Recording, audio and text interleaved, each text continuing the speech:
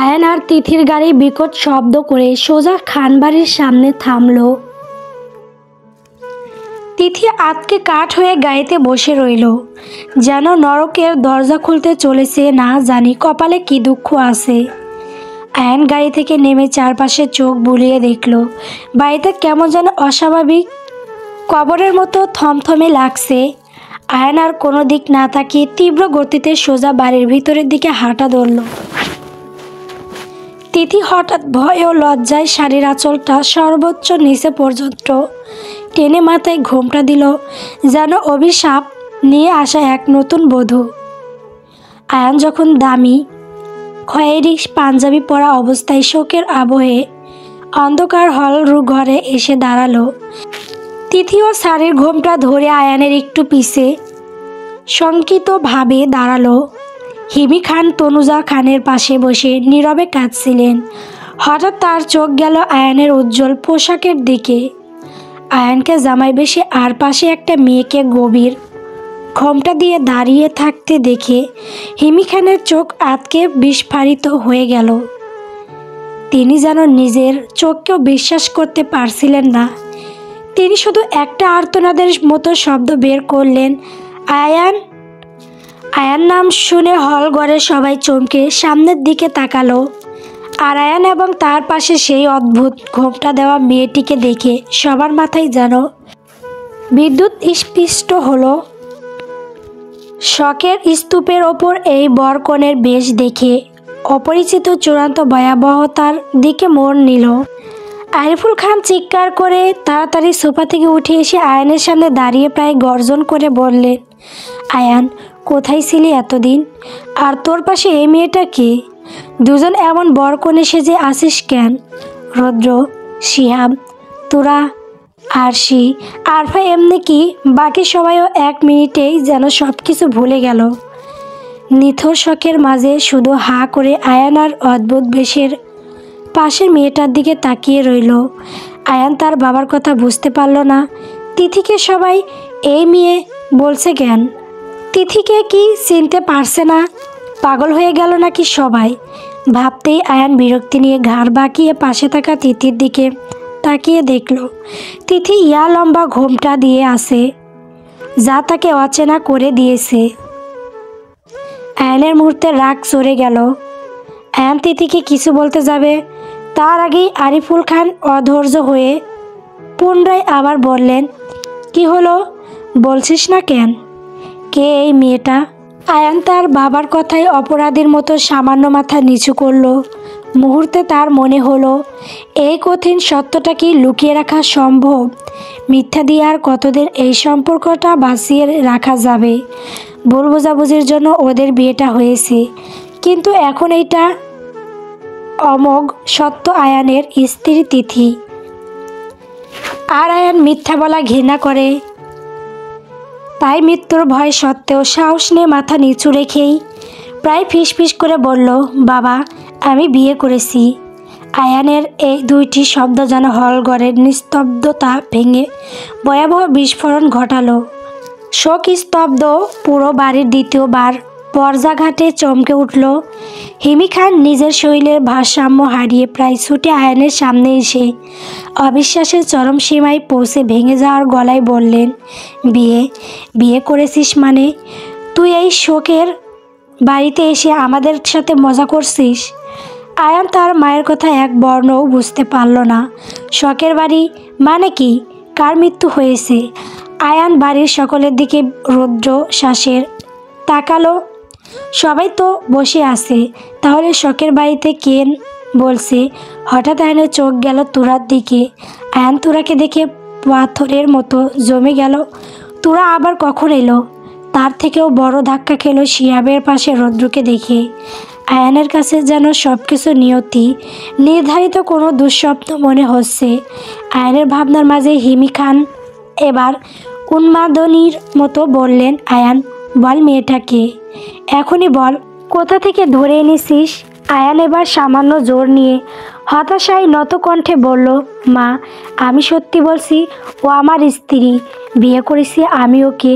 বিশ্বাস না হলে তোমরা তিথি বাকিটুকু বলার আগেই বিদ্যুতের ঝলকের মতো আয়ানের গালে শব্দ করে একটি থাপ্পড় পড়ল। হিমি খান ক্ষিপ্ত হয়ে থাপ্পড় মারলেন আয়ানের গালে। তিনি শোকে ও রাগে ফুঁপিয়ে কেঁদে বললেন, সি, এই দিনটার জন্য লজ্জা করলো না তোর? এই শিক্ষা দিয়েছি আমরা তো কি? আমাদের পরিবারের সম্মান কি কোনো মূল্য ছিল না যে এইভাবে একা একা বিপত্তি ডেকে আনলি? থাপ্পড়ের শব্দে তিথি ঘোমটার আড়ালে মূর্ছিত হবার মতো কেঁপে উঠল। তিথির মনে হলো আয়নের এই অপমান তার নিজেরই পাপের ফল। তিথি হঠাৎ সমস্ত ভয় বিসর্জন দিয়ে ঘোমটাটা না সরিয়েই হিমি খানের পা জড়িয়ে ধরে কান্নায় ভেঙে যাওয়া কণ্ঠে বলল, মেরো না না কাকি, আয়ন ভাইয়ার কোনো দোষ নাই, সব দোষ আমার। আমি তোমাদের বলছি, বিশ্বাস করো। তিথির পরিচিত কণ্ঠস্বর শুনে বাড়ির সকলেই যেন হৃদযন্ত্র স্তব্ধ হয়ে গেল। এক নিরোদন নীরবতা নেমে এলো। এক মুহূর্তে হিমি খান থমকে গেলেন তিথির কণ্ঠ শুনে। হিমি খান বাড়ির সকলের দিকে বিভ্রান্ত চোখে তাকালেন। তারপর কাঁপা কাঁপা হাতে তিথির কাঁধ ধরে তুললেন। তিনি ভয়ে ভয়ে তিথির দীর্ঘ ঘোমটাটা ধীরে ধীরে সরিয়ে দিলেন। তিথির সাথে সাথে মাথা নত করে মাটিতে চোখ রাখল। শিহাব আরশির পাশে মুহূর্তে স্তব্ধতা কাটিয়ে তিথির মুখ দেখে ভয়ে বিস্ফারিত হয়ে গেল। যে মেয়েটার শেষকৃত্য তারা করেছে সে এখন তাদের সামনে। শিহাব নিজের জ্ঞান হারিয়ে যেন আরশিকে ডাল বানিয়ে সকলের মাঝে আকাশ কাঁপানো চিৎকার করে উঠল, আ! তিথির বুবু ও ভূত সরা ওকে। তিথির মুখ দেখে সবার মুখ ফুলের মতো না কিন্তু রসগোল্লার মতো বড় হয়ে গেল। সেই ভয়াবহ শোকের মধ্যে অবিশ্বাস্য এক আনন্দ নেমে এলো। হিমি খান আর রাগ দেখানোর সুযোগ পেলেন না। তিনি চিৎকার করে তিথিকে জড়িয়ে ধরলেন। কান্নায় বাঁধ ভেঙে গেল তার। তোরাও আর নিজেকে সামলাতে পারল না। ঝড়ের বেগে ছুটে এসে সেও তিথিকে আষ্টেপৃষ্টে জড়িয়ে ধরল। শিহাব তখনও আরশিকে ঢালের মতো ঝাপটে ধরেছিল। সে চোখের পলক না ফেলে ওদের দিকে তাকিয়ে ভয়ে দাঁত কিরমির করে ফিসফিস করে বলল, আরশি দেখ, ব্যাপারটা কি হলো বলতো? আয়ান কি সত্যি সত্যি তিথির ভূতকে মন্তপরে বিয়ে করে নিয়ে আসলো নাকি? ও কি এখন আমাদেরকে মারবে? আয়ান কিছুই বুঝলো না তিথিকে দেখে সবাই এমন উন্মাদ আচরণ করছে কেন। আশিক খান হাওমাও করে শিশুর মতো কান্না করতে করতে বললেন, আমার মেয়ে তিথি, আমার মেয়ে ফিরে এসেছে। কথাটা বলে তিনি এগিয়ে এসে তিথিকে পাশে পালিয়ে যায় এই ভয়ে শক্ত করে জড়িয়ে ধরলেন। আয়ানের মাথা বোবো করছে, কিছুই তার বোধগম্য হচ্ছে না।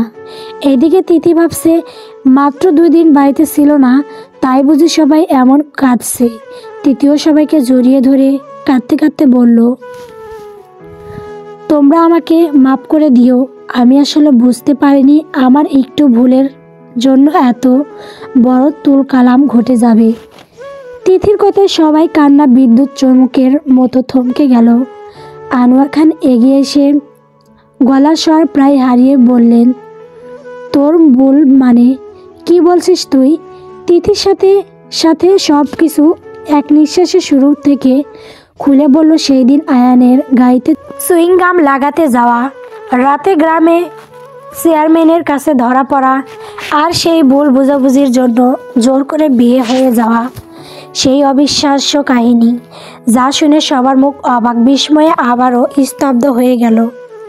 শিহাব তখন আরশিকে ধরে কাঁধের ওপর মাথা রেখে নিজেদের কপাল চাপড়াতে চাপড়াতে বিড়বিড় করে বলল, তার মানে আমরা 3 দিন ধরে একটা জ্যান্ত ফুটফুটে মানুষকে মৃত্যু বানিয়ে তাকে কবর দিয়ে তার জন্য আহারে বসেছিলাম।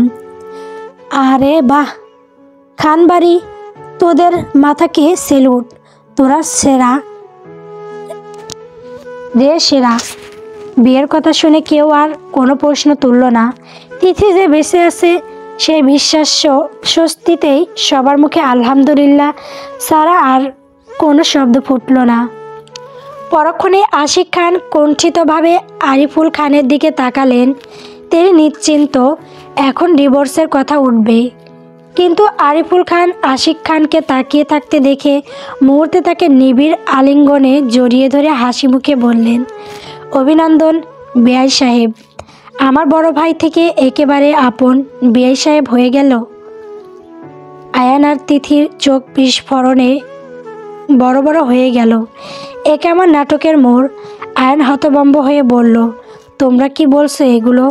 ভাই কখনো বেয়াই সাহেব হয় নাকি? আনোয়ার খান আয়ানকে স্নেহ ভরে কিন্তু দৃঢ়তার সাথে বললেন, তিথি তোর কি হয়? আমার ছোট্ট বোন। চুপ কর বিয়াদব, বিয়ে করেছিস এখন বলছিস বোন হয়? আয়ান সাথে সাথে আনোয়ার খানের দিকে যেন বিশ্বাস করতে পারছে না এমন চোখে তাকিয়ে বলল, তার মানে তোমরা আমাদের এই আজব ভুল বুঝাবুঝির বিয়েটা মেনে নিয়েছো? আরিফুল খান উচ্ছ্বাসে তেজে উঠলেন, তার কণ্ঠে এক বিন্দুও দ্বিধা নেই। অবশ্যই। আনোয়ার খান আবার বললেন, শুধু মেনেই নেইনি, আমি আগামীকালই আবার ধুমধাম করে বিয়ে দিয়ে দেব। আমি এক সেকেন্ডও দেরি করছি না, এক্ষুনি সব আয়োজনের ব্যবস্থা করছি। আনোয়ার খানের উচ্ছ্বসিত ঘোষণা যেন বোমার মতো ফাটার পর সারা বাড়িতে আনন্দের ঢেউ বয়ে দিল। যেন হলঘরটা 5 মিনিট আগেও শখের আধারে ডুবেছিল। সেই হলঘরে মুহূর্তে ঢাকের আওয়াজ না বাজলেও আনন্দের এক অদৃশ্য ঢোল বেজে উঠল। তিথি এই আকস্মিক ঘোষণা শুনে লজ্জায় মাথা তুলতে পারল না। পাশ থেকে আরফা এসে তিথির কাঁধ জড়িয়ে ধরে বল করে বলল, ওরে বাবা, ভাবি, আমার ছোট্ট বোন থেকে একেবারে আজীবনের ভাবি হয়ে গেলি রে। তিথি লজ্জায় রক্তিম, আর আয়ান যেন জীবন্ত বরফে পরিণত হলো। সব কিছু তার বোধশক্তির বাইরে। এই উন্মাতাল আনন্দের মাঝে শিহাবের হঠাৎ মনে হলো, যদি আয়ান তিথির অবিশ্বাস্য বল মানা যায়, তবে রৌদ্র তুরার প্রেমের বিয়ে কেন মানা যাবে না? হ্যাঁ, শিহাব তুরাকে ভালোবাসে, কিন্তু এখন এই ভালোবাসাটা গলা টিপে খুন করতে হবে। কারণ সে আরশির স্বামী আর তুরা রৌদ্রের স্ত্রী। তাদের মাঝে হিমালয় পর্বত সমান দূরত্ব। রৌদ্রের সেই কঠিন সত্য মনে পড়ল, ভাগ্য যা দেয় না তা কান্না করে পাওয়া যায় না। আর রৌদ্র বারবার বলেছিল, শিহাব, আরশিকে কখনো কষ্ট দিস না, হয়তো তোর ভাগ্যে তুরা ছিল না। শিহাব তুরার দিকে তাকালো। তুরা ও কি ক্রিম হাসিতে সবার সাথে মজা করছে।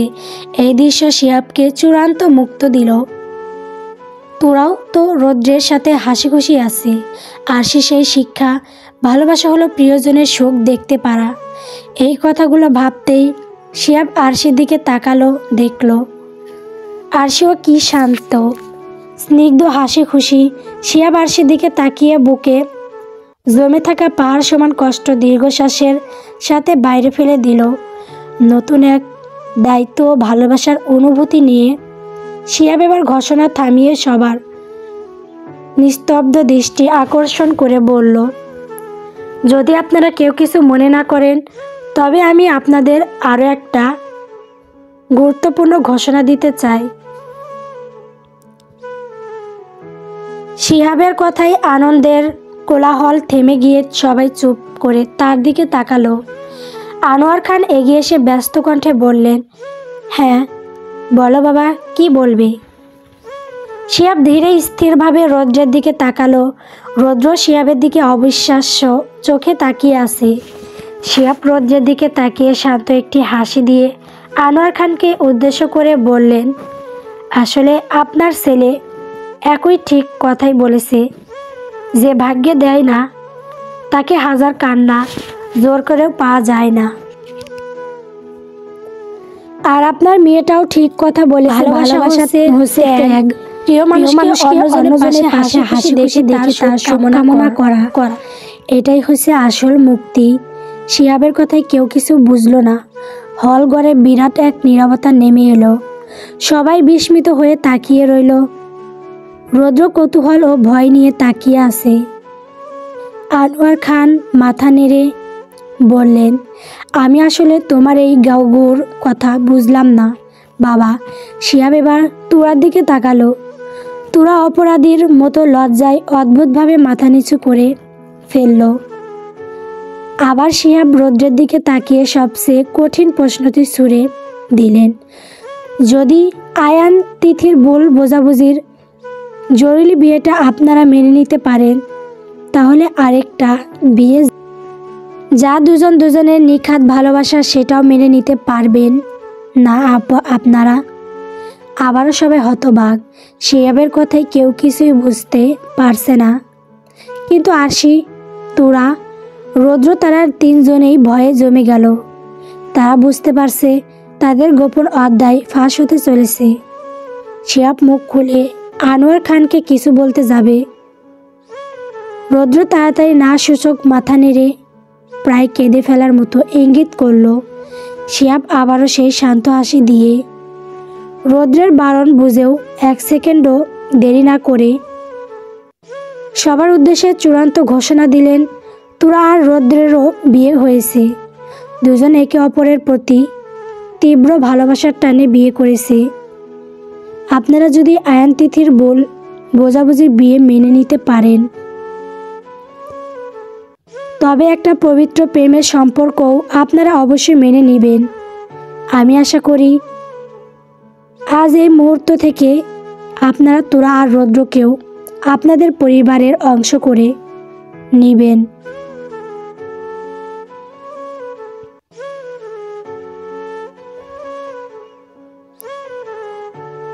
গল্প নির্লজ্জ ভালোবাসা।